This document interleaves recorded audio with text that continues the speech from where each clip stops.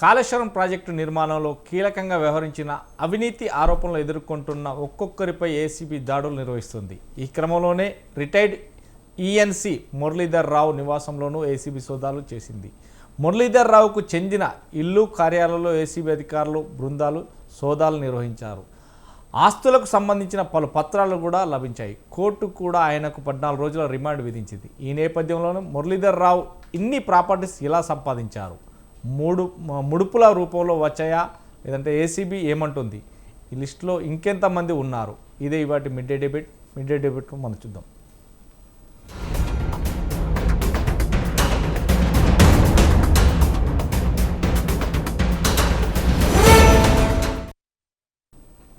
Welcome back.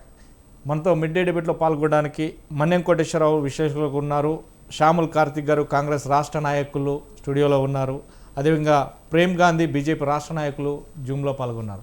నమస్తే అండి. ముందుగా మన్యం కోటేశ్వరరావు గారు నమస్తే, చెప్పండి. అవినీతి అధికారులు ఏసీబీ ట్రాప్లో చిక్కారు. ఏసీబీ అధికారులకు అవినీతి అధికారి దొరికాడంటే గతంలో మనం ఎప్పుడైతే ఒక 20-25 సంవత్సరాలు గడిచిన 30 సంవత్సరాల నుంచి కూడా చూస్తూ వస్తున్నాం. ఏదైతే నేపథ్యంలోనే ఒకానొక డిపార్ట్మెంట్, ఆ డిపార్ట్మెంట్ పేరు మనం తీయలేకపోయినా కానీ ఆ డిపార్ట్మెంట్ అవినీతి అధికారులు అంటే చిన్న స్థాయి నుంచి పెద్ద స్థాయి వరకు ఉండే. కానీ ఇప్పుడు ఆ డిపార్ట్మెంట్ కనుమరుగైపోయిందండి. ఎందుకంటే ఆ డిపార్ట్మెంట్ మీద హత్యలు జరిగాయి, కిరోసిన్ పోశారు, అలాంటి సంఘటన జరిగాయి. కానీ ఇక్కడ చూస్తే మాత్రం అవినీతి తిమింగలాలు చిన్న చితక కాదండి, పెద్ద తిమింగలాలు, లక్షల కోట్ల రూపాయలు, వేల కోట్ల రూపాయలు తీసుకునే అటువంటి ఇదంతా కూడా కాళేశ్వరం ప్రాజెక్టులో పనిచేసినటువంటి అధికారులుగానే మొత్తం ఒక్కొక్కటి వెలుగులోకి వస్తుంది. అంటే ఎలా చూడొచ్చండి? ఒక కాళేశ్వరం ప్రాజెక్ట్ అనే కాదు, గత చరిత్రను చూసినప్పుడు భారీ మొత్తాల్లో అంటే వేల కోట్లు, వందల కోట్లు ఖర్చు చేసేటువంటి ప్రతి ప్రాజెక్టులో కూడా అధికారంలో ఉన్నటువంటి రాజకీయ నాయకులు, అదేవిధంగా ఉన్నతాధికారులు, వాళ్ళకి అనుగుణంగా సపోర్టింగ్ స్టాఫ్గా ఉండేటువంటి ఇతర చిన్న ఉద్యోగులు కూడా భారీ మొత్తాల్లో జనం సొమ్మును నొక్కేశారు అన్నది అందరికీ తెలిసినటువంటి ఒక బహిరంగ రహస్యం. అయితే అధికారంలో ఉన్నటువంటి వాళ్ళు కానీ, లేదా ఆ అధికారాన్ని వాళ్ళు కోల్పోయిన తర్వాత మరోసారి లేదా మరొక పార్టీ అధికారానికి వచ్చినప్పటికీ అటువంటి అవినీతి గురించి సీరియస్గా పట్టించుకోవడం లేదనేటువంటిది కూడా ఒక వాస్తవం.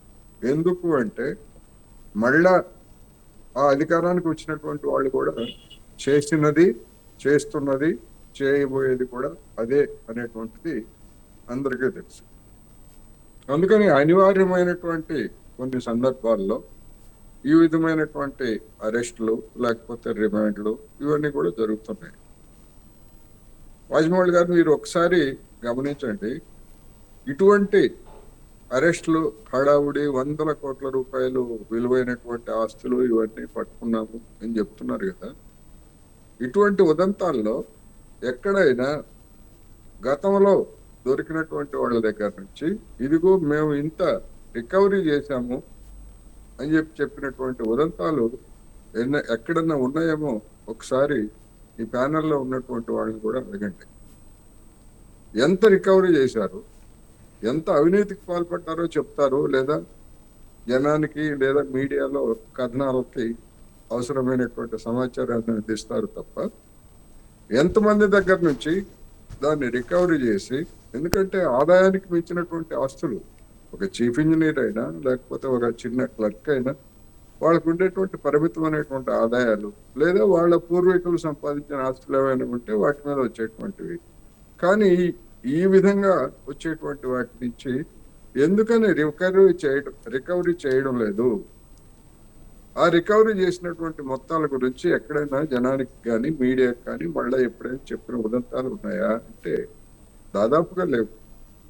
అందువలన ఇప్పుడు ఈ కాళేశ్వరం ప్రాజెక్టులో పనిచేసినటువంటి దాని మీద, లేదా దాని డిజైన్ కావచ్చు, దానిలో ఉన్న లోపాలు కావచ్చు, లేదా అవినీతి, లేదా ఇతర అనేక అంశాల మీద కమిషన్ విచారణ ఇంకా నివేదిక ఇవ్వలేదు కనుక, జరుగుతూ ఉంది కనుక ఇప్పుడు మీడియాకి ఒక సంచలనంగా ఉంది తప్ప